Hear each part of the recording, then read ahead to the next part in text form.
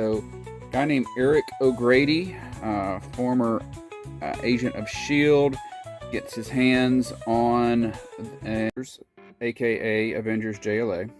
4-issue series where we actually got the two. Hi, this is Glenn Simpson's Comics, and I'm showing off my 40-year comic book collection, one box at a time. And today, we're going to finish up Iron Man and get into some Jack and some Jemm and some Jimmy and a whole bunch of JLA. So, hey, let's get going with box 89.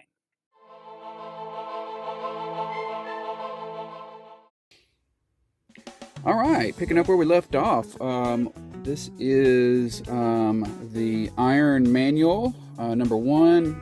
I believe this is the first of these one-shots that kind of are a cross between technical designs and the official handbook of the Marvel Universe. Just lots of just background and text and things like that. So I don't have all of these. I have this one, which is I think the first one, and then this one is, says Mark III, so I think I'm probably missing one in the middle. That's going to be on the want list right there. And got Iron Man versus Whiplash. This came out around about the time of Iron Man 2, just cashing in on the interest in Whiplash from that movie. They kind of combined a couple of characters there, but that whip action that the villain in Iron Man 2 was doing. Issue 1 through issue 4 there. Then we've got Iron Man and Exo Manowar with this kind of computery generated cover. This was a 2-part story. The other part is Exo Manowar and Iron Man. And I guess this is the Marvel. Marvel must have published this one because it's Iron Man's name is coming first. So, first got some Titania, and I don't know who, but I've got a lot of Exo Manowar, as we will see, several boxes down, but not overly necessarily remembering all of his villains. So whoever she is, I don't know. Let's see. Then we've got, so we're officially out of Iron Man. Got a little bit more iron in our diet. We've got Iron Patriot, which was a Rhodey, James Rhodes series when he wasn't being War Machine per se. Issue 1 through issue 5 there. And we've got Ironwolf. I believe this is a one-shot that reprints maybe I think some shorter stories that had appeared somewhere, written and drawn by Howard Chaykin. It's kind of an outer space rogue, if you will. Ironwolf. And that finishes up the iron in our diet, as it were. Next we have the Irredeemable Ant-Man. So, a guy named Eric O'Grady, former agent of S.H.I.E.L.D., gets his hands on a Ant-Man armor, similar to the way that Scott Lang did, but the difference is that O'Grady is just a terrible person, and he wavers between trying to do the right thing and his baser instincts, and in the long run, his baser instincts play out. I think if you in his more recent appearances, he's basically a bad guy, but he had his own series for a little while. Robert Kirkman of Walking Dead doing the writing, Phil Hester of Green Arrow doing the art. That's his first appearance. Issue 2. Right here, he kind of dances his way through all of the big Marvel events that were going on at the time. Issue 6, right there. I was like, he's like, I'm staying out of it. Kind of thing. There.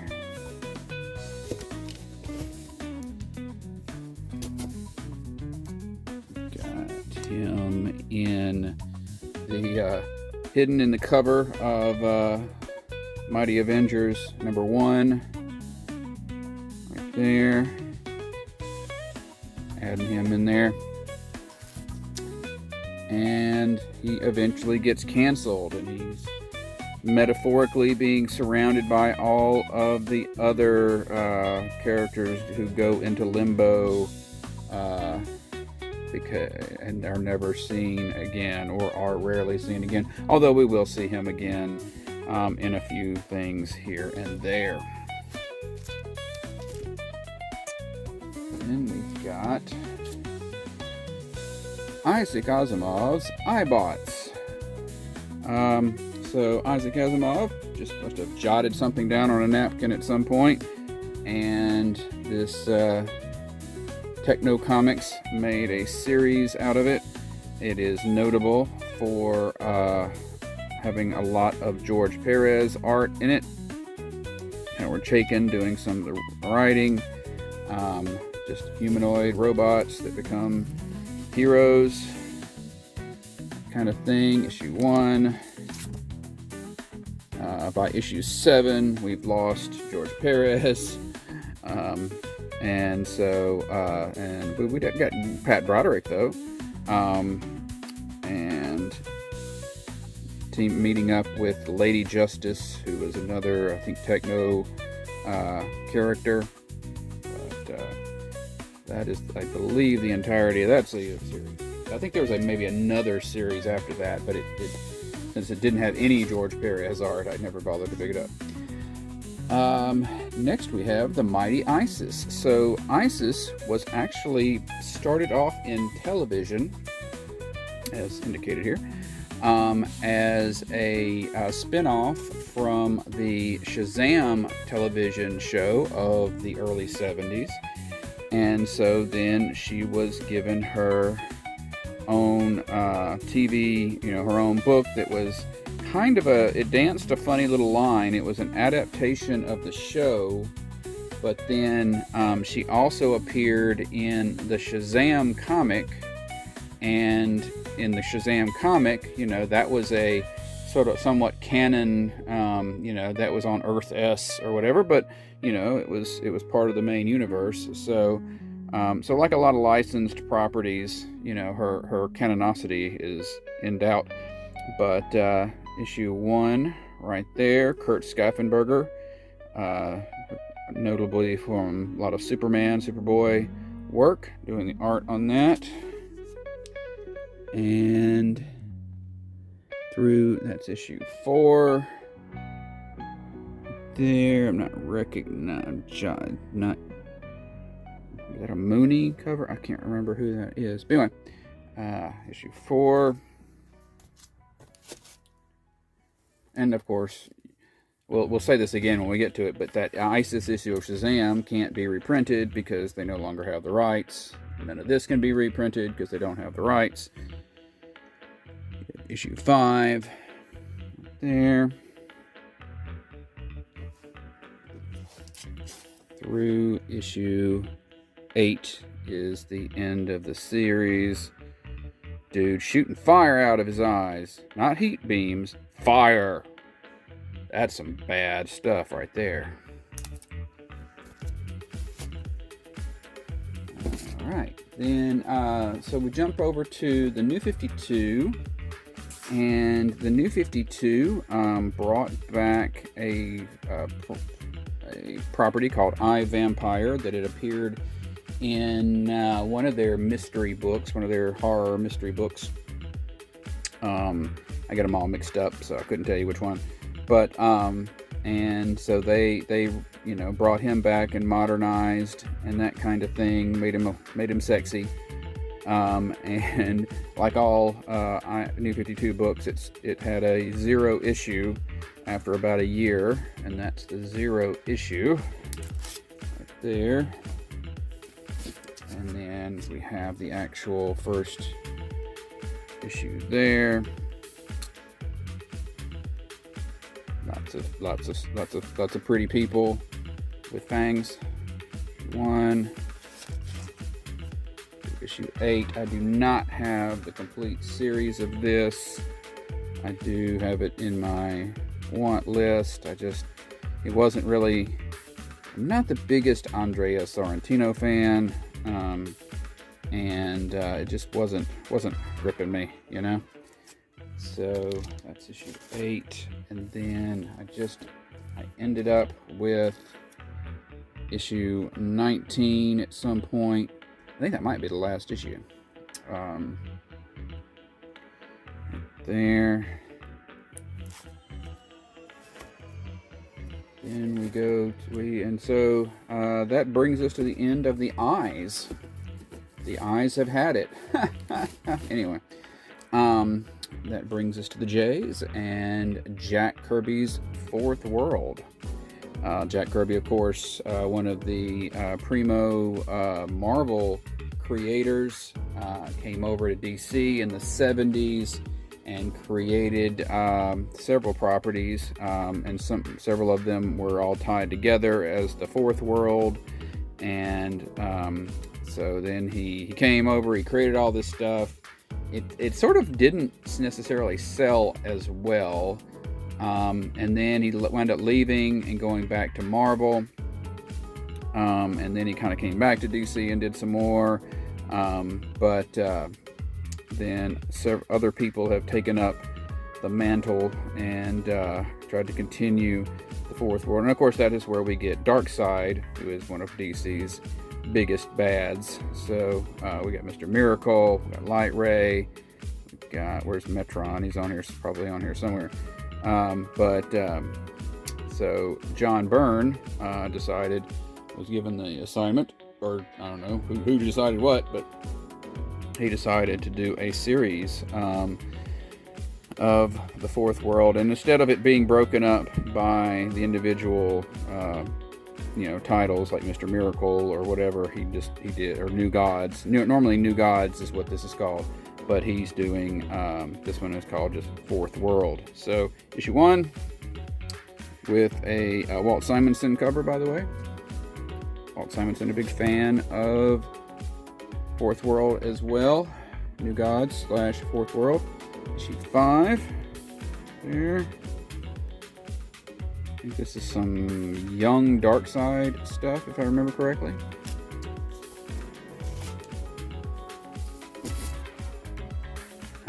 This is not something I have all of either. It's in the wish. It's on the want list. Issue 11. With Tales of the New Gods by Walt Simonson. There's backups in, I guess, tomorrow morning. We got Orion and Sun Lady and Metron, and that goes through issue 14 right there. So that's all of that. Then we have Jack of Hearts. So Jack of Hearts had been introduced in one of the black and white magazines. He was designed by George Perez. Speaking of George Perez, he had, which is, the fact that his suit is so ornate, that's how you know a George Perez design, because it's like he put so much detail into everything and created things that are really a pain in the butt for other artists to draw.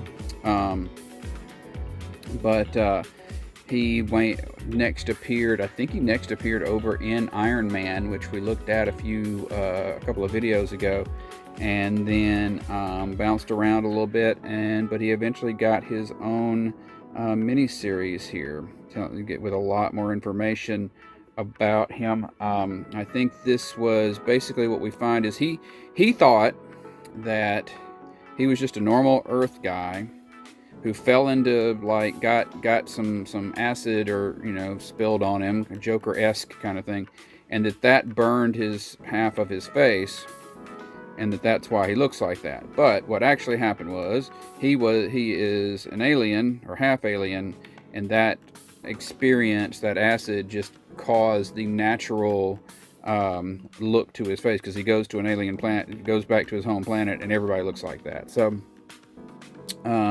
he goes on a space adventure in his miniseries, issue 1. And I think he like rekindles their sun or something like that through issue 4. Let's see, we've got Jackpot and Black Cat. So Jackpot is an identity of Mary Jane Watson. There have been 2 or 3 Jackpots. The original ones, they kind of left it a mystery as to who Jackpot really was, and you thought it was Mary Jane, and then you found out it wasn't, and then now, recently, she actually has been superheroing a bit as Jackpot, and she teams up with Black Cat. They, of course, are both former loves of Peter Parker, Spider-Man. So, but they have a decent relationship. There's not a lot of cattiness. But, let's see, is this the main cover? Yeah, it is. Okay. Issue 1 through issue 4. There.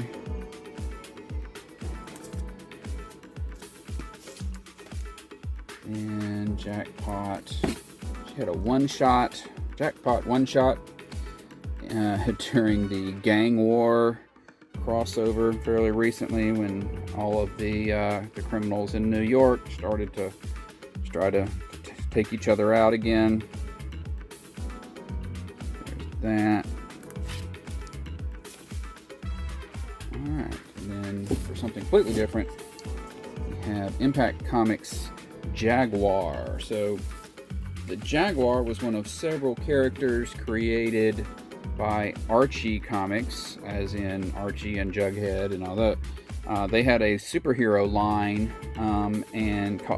which sometimes gets referred to as the Red Circle, and DC bought the rights to that.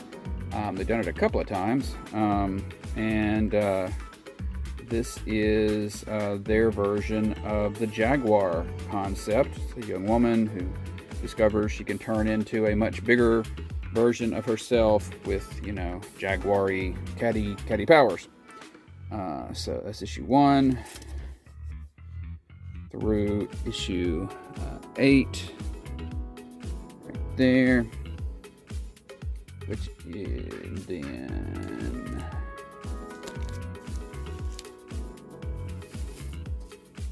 issue 9. She's teaming up with the Shield. Or I guess not teaming up, but they'll team up. They'll get better. And the Crusaders is traditionally the team when they all come together. And so they had a storyline running through each of the books where they began to get ready to form that team. And then we have issue 14, which is the final issue.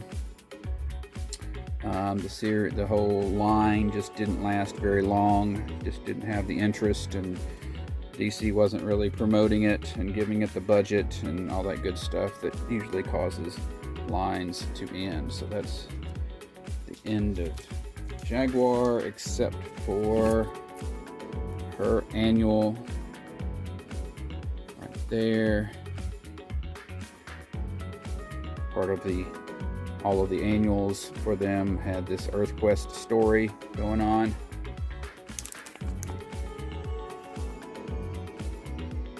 Alright, then next we have Jane Foster and the Mighty Thor. So Jane Foster, of course, being the early Thor love interest who wound up with the hammer and she became Mighty Thor for a while, and then regular Thor came back, and then she gets her hands on the hammer again here, as sort of seen in the, of course, the what is it, fourth Thor movie, Love and Thunder, and then that runs through issue 5. But and in this series, she kind of gets her own weapon, and she becomes more of a Valkyrie. She can see how soon it is that people are going to die and some things like that. So she kind of transitions from a Thor to a Valkyrie here in this miniseries. Let's see. Have a fairly recent Garrick, The Flash miniseries, telling a story of the 1940s hero in modern day with his daughter, whom he had been caused to forget, and she has returned and been brought forward in time, and so they are working together, and there is some time jumps and stuff like that in the series. But that's issue 1 through issue 6 right there.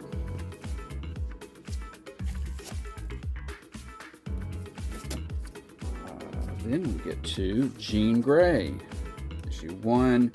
So there came a time, this is pre-Krakoa, that things were just kind of ugly for the X-Men, and Beast had this idea of bringing the original 5 forward in time to I guess, I don't know what the lesson they were supposed to learn from it was, but so basically for a while there you had the original 5 as teens running around the modern Marvel Universe, and so for a while there Jean had her own series, the Jean of that group. So issue 1 right there through issue, what is that, issue 7 there, fighting the Scarlet Witch.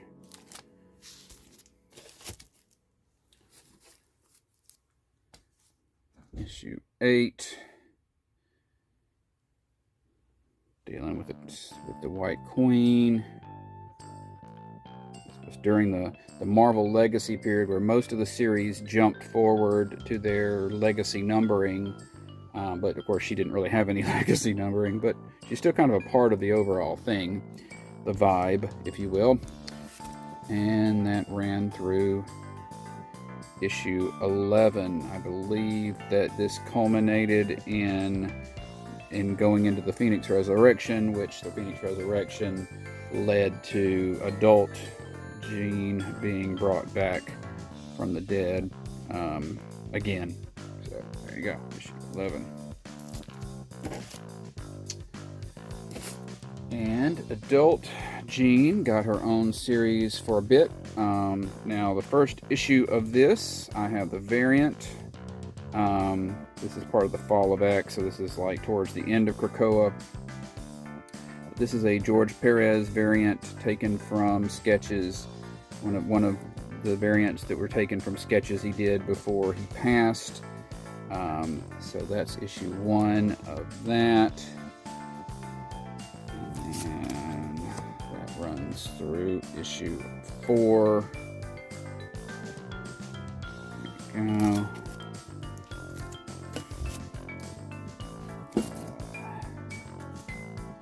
Issue 1 of Jemm, Son of Saturn. Jemm is a DC book. It was about an alien who comes to Earth from Saturn and deals with an invasion from his from the rest of his race. The funny thing about this is I'm pretty sure this was intended to be like a revamp of Martian Manhunter, because there is a lot about this that is about Jemm that is similar to the Martian Manhunter. He comes to Earth. He's the only good one. He's red. Well, he's red, and whereas John Johns is green. But the bad guys are the white Saturnians, and of course we know the white Martians are the bad guys for them. And I think somebody just decided they didn't want to, revamp Martian Manhunter, so they still released it, but he changed up enough things that it would still, they could use what they had. Apparently this was a terrible seller, per the Paul Levitt's interview on the Bronze and Modern Gods YouTube channel. But it was a part of a lot of our childhood. So that's issue 1 through issue 4, right there. The Young Justice cartoon would actually pick up on what I was talking about, and would have the Saturnians and the Martians having a connection, and I think maybe the comics did decide it. Anyway, somebody picked up on that, and there has been a connection made between the Saturnians and the Martians somewhere. It's not just in my head. Issue 4.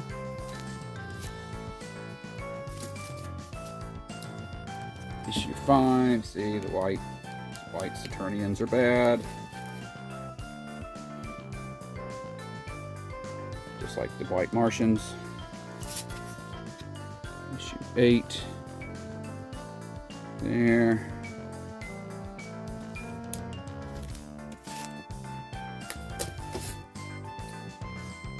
Issue 9.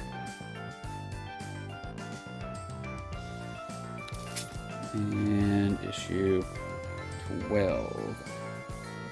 There. Little kid's name is Luther, and I remember John learning to speak English, and he keeps saying Luther. Alright, so then I got this on accident. I intend to try to read the original Alias series, featuring Jessica Jones. And so one day I was somewhere, and I was at a comic shop, and I needed to buy one more thing to qualify for, it was like a free comic book day, and you had to buy so much stuff to get certain free comic books, which I don't even think you're supposed to be doing that. But anyway,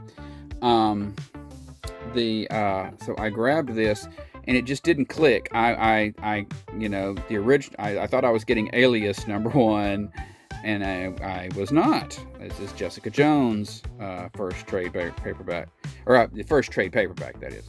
So there you go. This is from the Jessica Jones series that followed up the Alias series. This is one tell you, 1 through 6.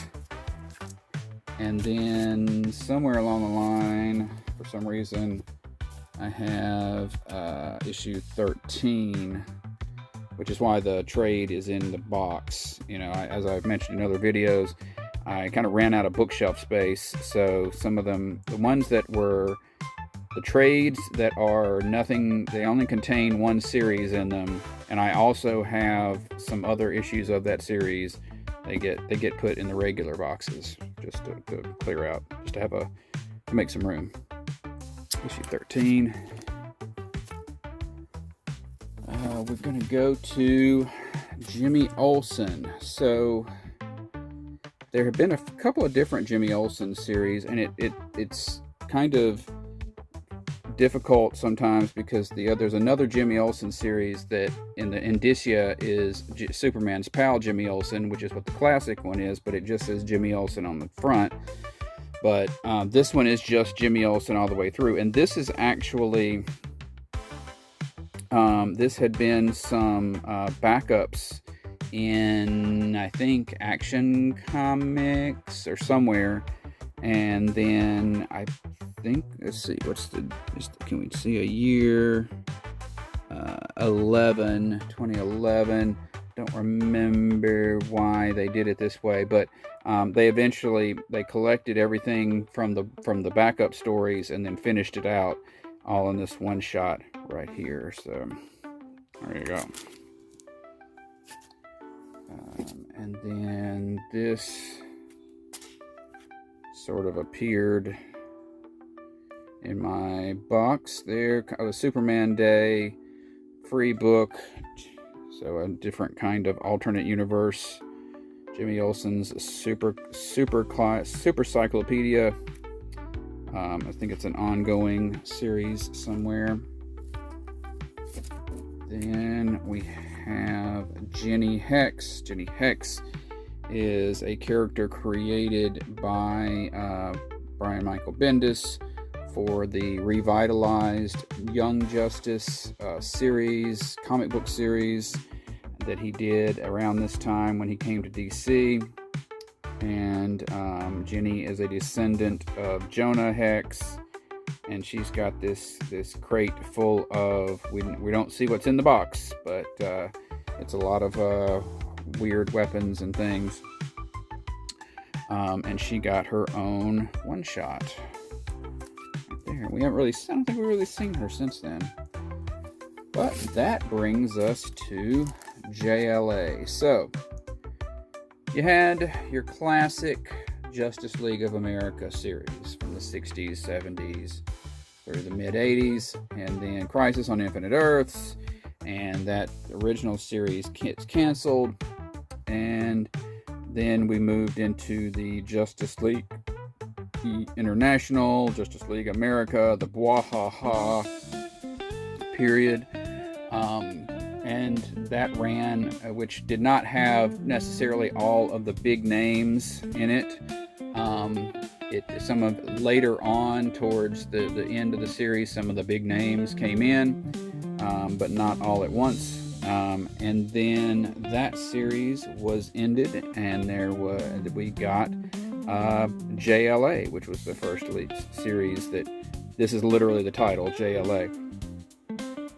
And Grant Morrison, who is coming off of like Animal Man and things like that, was writing. Howard Porter, fairly new artist.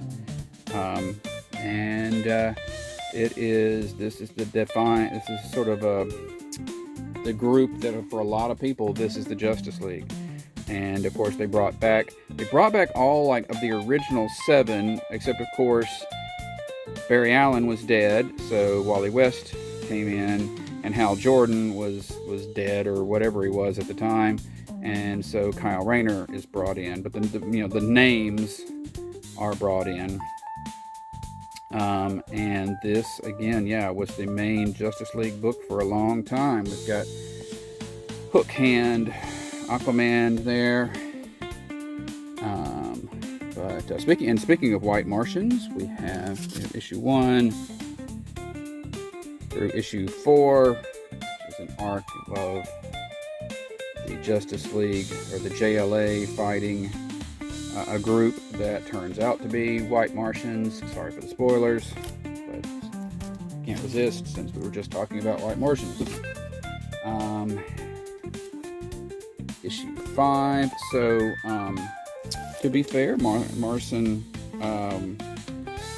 did try to keep up with the changes in the other books, and while the first 4 issues did have that original team, he did expand the team after that. So we've got Green Arrow, we've got Artemis, who had taken in between issues had taken Wonder Woman's place, and Moon Girl, who was kind of she was in a one-shot, and she was an android, and I think at one point she was supposed to somewhat take Supergirl's place. It was kind of don't really know what her function was. We had Superman had turned into his electrical state, and they brought in Plastic Man, and this is probably only second to his original series, where he, this is where he gets the most development And you know, you're seeing the most Plastic Man ever. But anyway, Steel and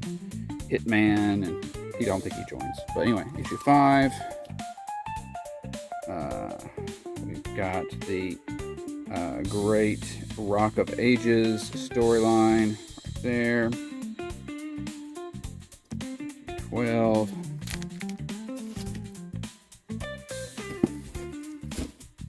Got issue 13 from that month when all the covers kind of look like that, with a, you know, a big headshot of somebody of the main character. We've got issue 20. By issue 20, Mark Waid has come on. He did this Mystery in Space with Adam Strange.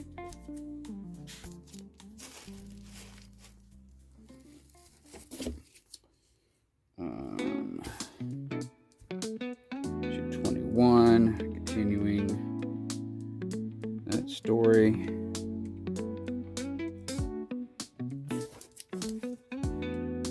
But then Morrison comes back in time for Crisis Times 5. So DC is known for their crisis stories, and since which usually involved a crossover with the Justice Society, and of course they hadn't really done them in a long time because the Justice Society was gone. But here we go. They're able to do a team up with the Justice Society, because the JSA book had recently started, I think. And so, which included Shazam and things like that. Issue 32. There.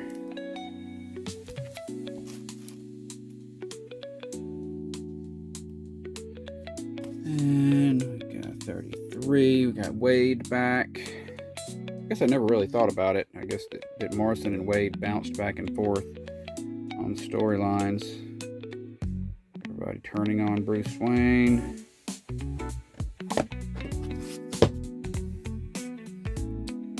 Issue 36.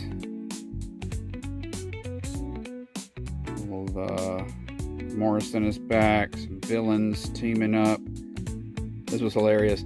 This was like, okay, so General Eiling, who was the general who was sort of the enemy, or just, he wasn't an enemy per se, but he was over in Captain Atom. He was kind of bossing Captain Atom around, and a protagonist, if you will. And he gets his hands on his mind put into the body of the android creature called the Shaggy Man, and proceeds to shave the Shaggy Man. So he's no longer Shaggy. We got him, Queen Bee, Prometheus, Lex Luthor.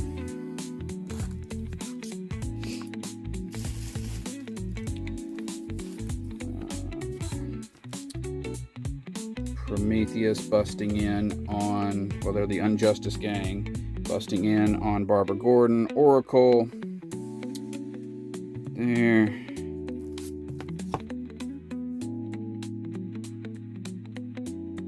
JLA 40. There.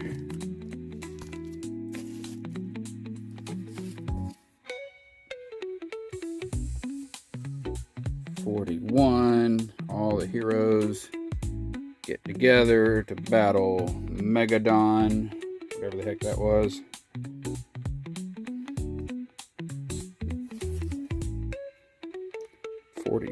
So this is actually the conclusion, but the Tower of Babel storyline, the infamous storyline where Batman has created plans for how he will take down each member of the Justice League if they get out of control, and then Ra's al Ghul gets his hands on those plans and enacts them, in which case everybody gets mad at Batman for making such plans without even telling them that he had them, and I arguably, I guess, for letting them get out. So that was the original of that. We go back to Mark Waid and Brian Hitch, Paul Neary. So we've got I think this is the Queen of Hearts or something, the villain here. 47, 52. There, don't remember this one.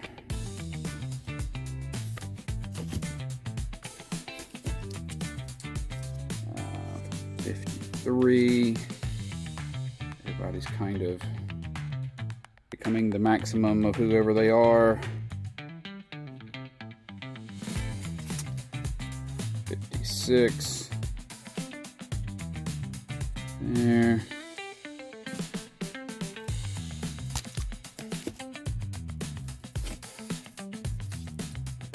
57. Terra Incognita. Part 3. Some more White Martian stuff going on.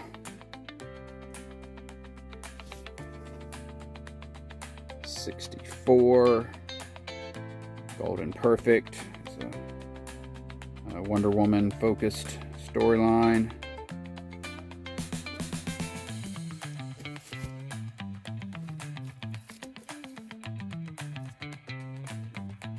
65. Got Joe Kelly coming on to do some writing. Plastic Man focus. 72. Transformed. It's the Obsidian Age. It's like we get the future versions. Not like 1 million, but like the Justice League gets put on ice for a long time, and so they're encountering like future versions of themselves, and Aquaman is one of them. He's fully transformed into water, something like that. 72.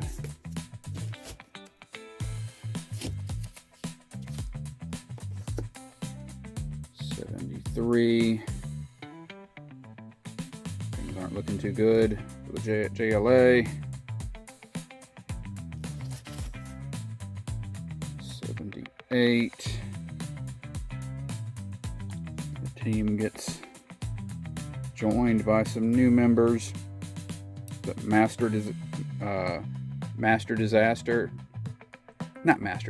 General Disaster. Something Disaster. He's a bad guy who's trying to go good. Got John Stewart. I forget her. We got this Native American wizard kind of guy. Shaman, I guess would be the right word. 79, the team going up against Kanjar Row, who was the alien conqueror from one of the earliest Justice League of America stories. Pops back up every once in a while. 82. There, got some Nazis or something. Not necessarily just Nazis, but axis of evil.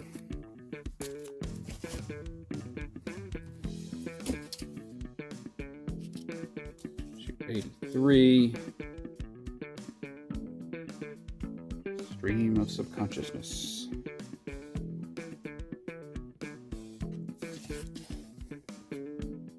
88.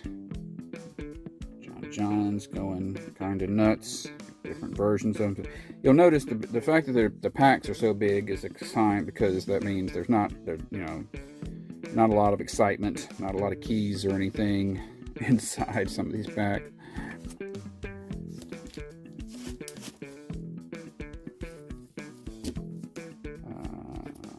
89. Some more Plastic Man.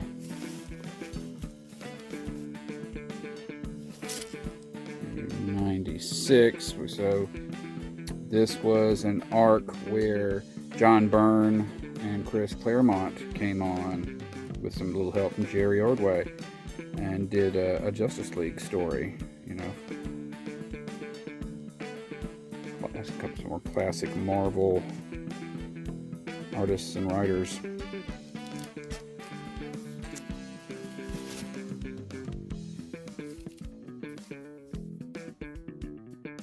And that story continues here in issue 97, and this is going to lead into a new Doom Patrol series, and that, which, if you go back to look for the video where that would alphabetically take place, and that is that's what this is leading up to. So issue 90, the 10th circle. So anyway, 97. Then we jump to the other side of that. We got some Chuck Austin, controversial writer, doing some JLA. Ron Garney doing art. I don't remember particularly hating any of this. Issue 104, focus on John Johns.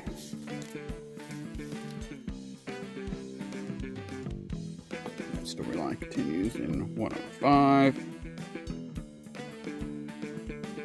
seem to remember really liking this, because we were doing all that weird, subconscious, Martian manhunters, taking everyone into his consciousness and everything getting weird, then getting back to some just plain old slugfests. I think I remember liking this for that. It's 105. 1012. So you've got the another team up here, including the Justice League Elite, who had a 12 issues miniseries going on, and the Justice League Elite was sort of the we're the get her done, down and dirty team of Justice League. Not for in as much as that can happen at DC and with the Justice League. So that's issue 112.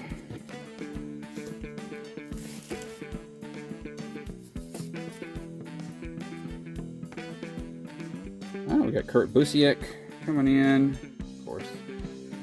Writer of Avengers, JLA, in fact, or JLA Avengers. On 113. And 116, we've got Jeff Johns coming in. With which, if Hawkman's in there, then Jeff Johns is the big JSA guy, so he's probably kind of managing doing a storyline that's crossing over with that again.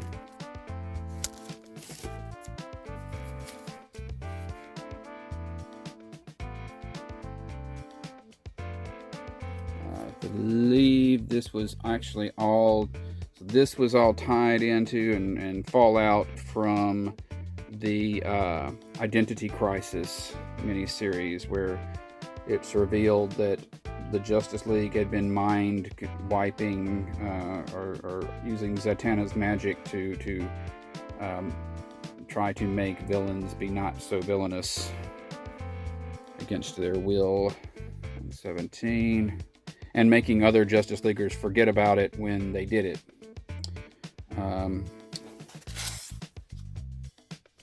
And we go to 120.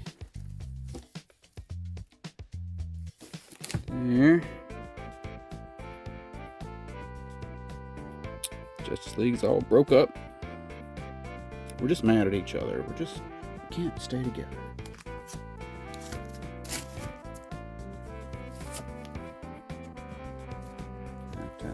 121.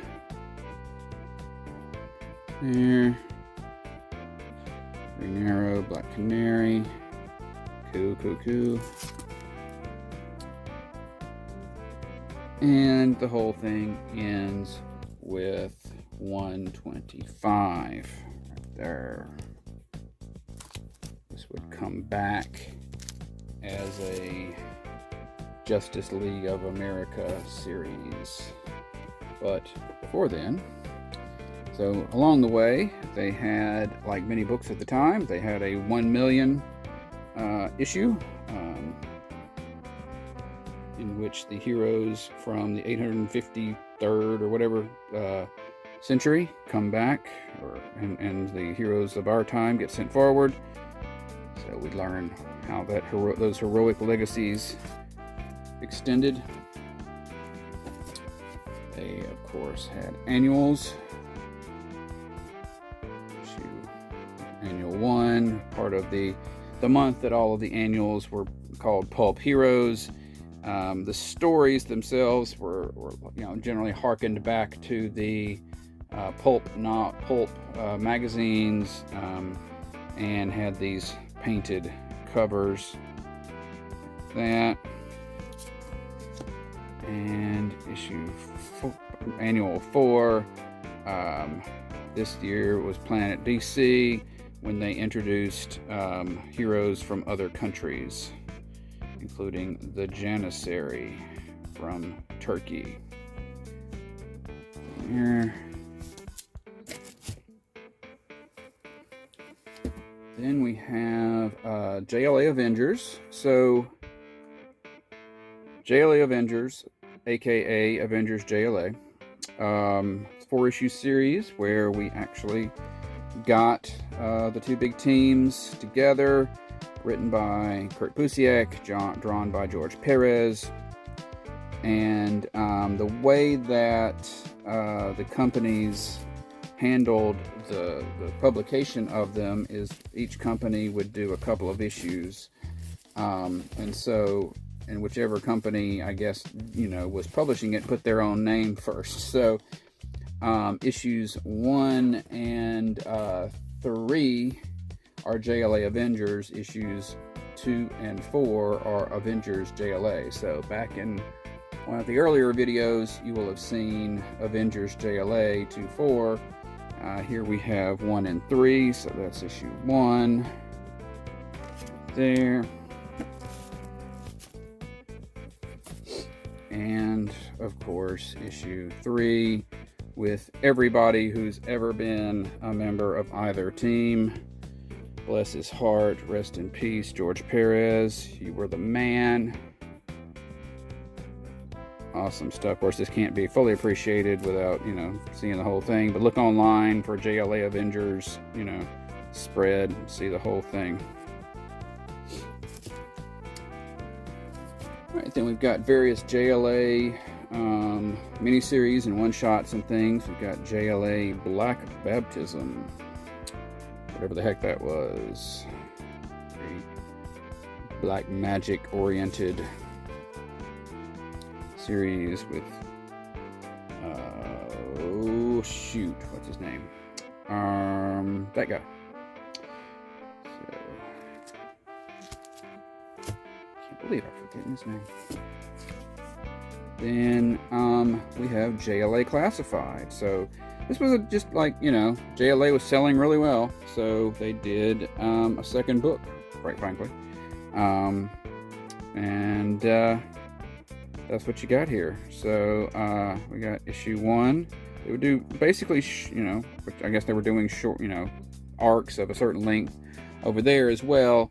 But I'm trying to remind myself of if there is a difference. Really, kind of is. This could move the setting around a little bit more. Whereas the main series was always kind of in the present. But anyway, issue 1.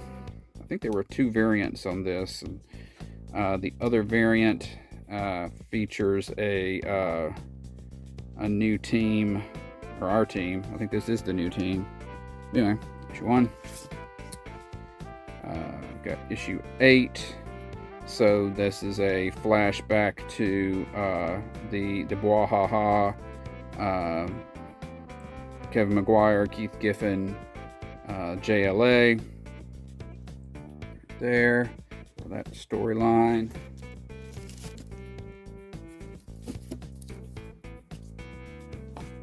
Issue 9, bringing back Nort for that Our Girl. And issue 16, Gail Simone, classic DC artist Jose Luis Garcia Lopez, doing a story about the hypothetical woman.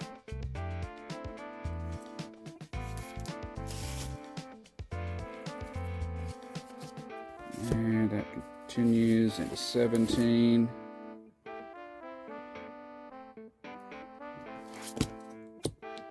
And 24, we've got a flashback to a story taking place during the Justice League Detroit.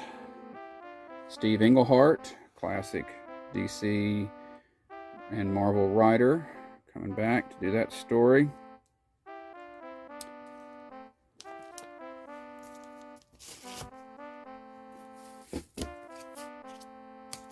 Got issue 25, continuing that.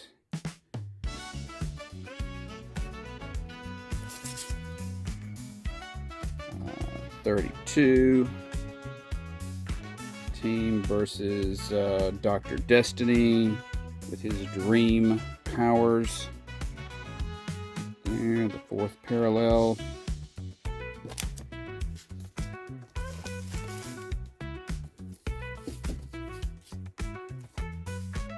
'33, some more.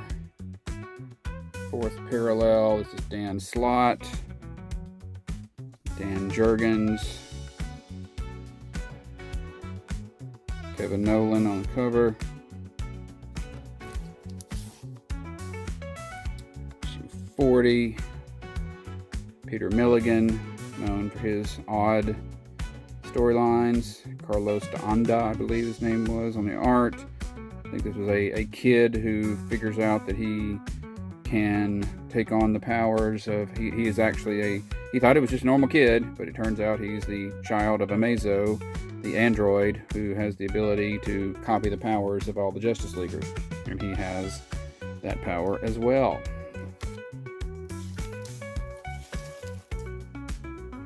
That seems like it would be a good thing, but it's not.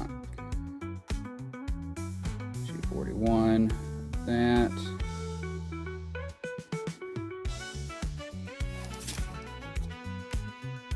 Issue 48.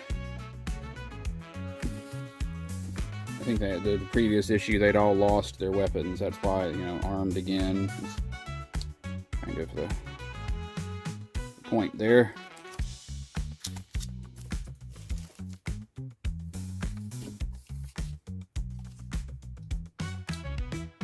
'49. Got a story where all of the kind of the loved ones are kind of have to watch as their heroes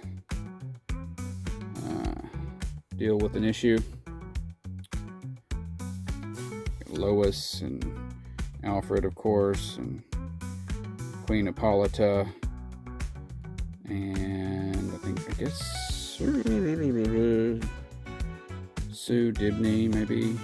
Anyway, maybe not. I can't remember who that was. Anyway, 49. And 54. Roger Stern, John Byrne, Mark Farmer, doesn't rhyme.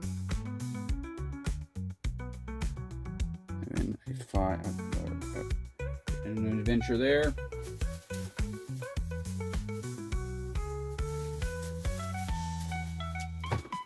And that is all of JLA Classified, and that is all for this box. Okay, so that was box 89. Next time we will do box number 90. We got a lot more JLA to get through, and then some Jonah Hex and a few other things. We're going to end on some things starting with the word journey. So, not the band. But I'm so glad you were here. Thanks so much. I hope that you'll like and comment and subscribe, all that good stuff. If you'd like to see anything that was in between any of the things we showed today, let me know. But otherwise, I hope you have a great day.